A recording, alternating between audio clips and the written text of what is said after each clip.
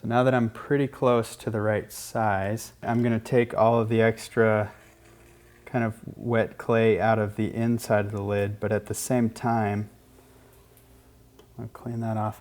At the same time, I'm actually going to leave a texture on the inside surface here by getting the wheel going fairly slowly and bouncing that rib. And then easing off right there at the end. And I like to leave that kind of distinct mark. It kind of is a little bit of evidence of what was happening when the piece was made. And now I kind of do a finishing point on the inside here as well. Kind of ties it all together. Okay, so now that this has had a chance to dry a bit, I'll be throwing a knob separately off of the hump and attaching it and shaping it on the top of this lid for the large jar. And for smaller pieces like this, I'll just throw it off of a small hump of clay. Easier to deal with than trying to throw from one tiny little piece.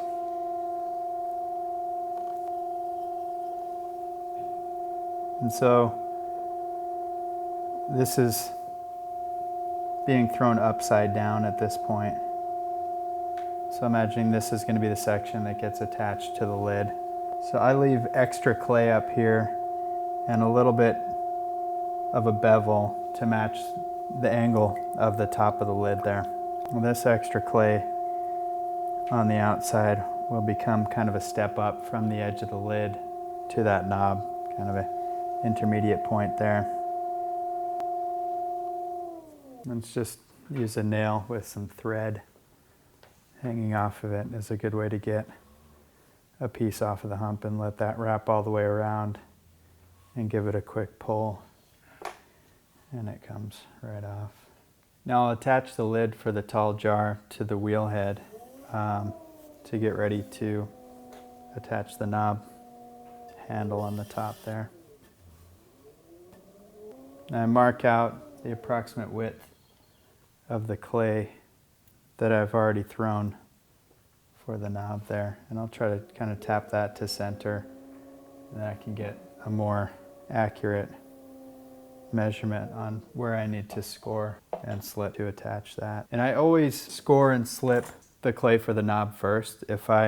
In the past I would have done maybe the lid first, and what happens sometimes is that gets too soft, especially if I've trimmed it really thin. And so by scoring and slipping that second, it gives it less time to get too soft and soggy. And so I'll do this first and just make sure I don't use too much water, because I'm going to be throwing this right after I attach it. I don't want it to be sliding around too much.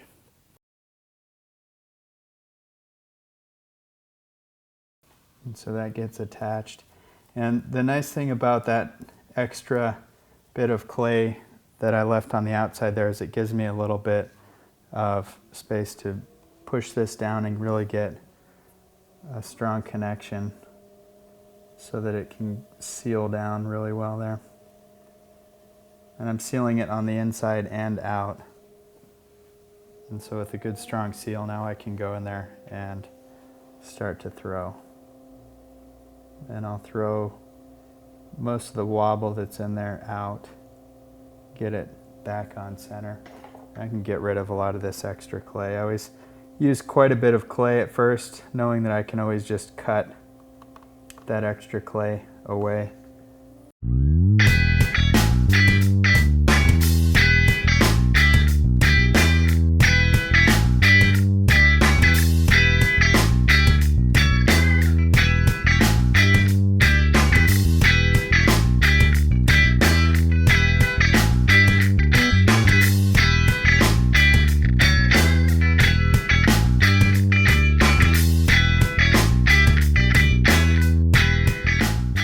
With the air trapped inside, I really have an opportunity to do a little bit of kind of aggressive shaping with this without having to worry too much about it collapsing. That air really helps out.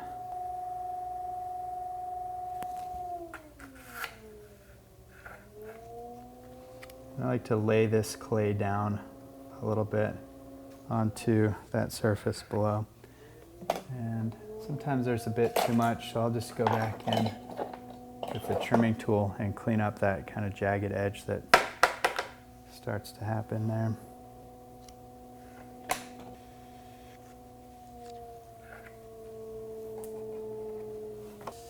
I like the idea of showing, that as this was attached, there was a difference between the two surfaces. So to kind of highlight the softness of the clay on this lower portion at this point, sometimes I'll get the wheel spinning fairly slowly, lay the rib down on that soft clay, and just start to bounce it.